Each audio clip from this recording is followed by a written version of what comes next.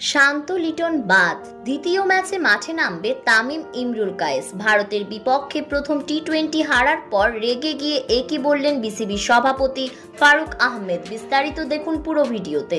দর্শক, সাদা পোশাকে ব্যর্থতার পর রঙিন পোশাকেও শুরুটা রাঙাতে পারল না বাংলাদেশ। ভারতের বিপক্ষে টেস্ট সিরিজে বাজেভাবে হারার পর এবার টি-20 সিরিজের শুরুটাও হলো হার দিয়ে।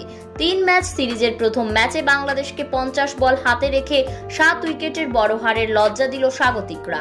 এ জয়ে সিরিজে 1-0 ব্যবধানে এগিয়ে গেছে সূর্যা কুমার যাদবের দল।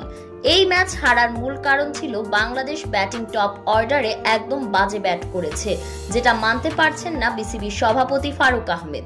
এদিকে ভারতের বিপক্ষে হারার পর সংবাদ মাধ্যমে এসে ফারুক আহমেদ বললেন, ওদের উপর আমি আস্থা রেখেছিলাম, কিন্তু তারা প্রত্যাশা অনুযায়ী পারফরমেন্স করতে পারেনি, যেটা আমাকে হতাশ করেছে। বিশেষ করে লিটন শান্তর উপর আমি একদম হতাশ, তাই তাদেরকে পরিবর্তন করে অন্য কাউকে দলে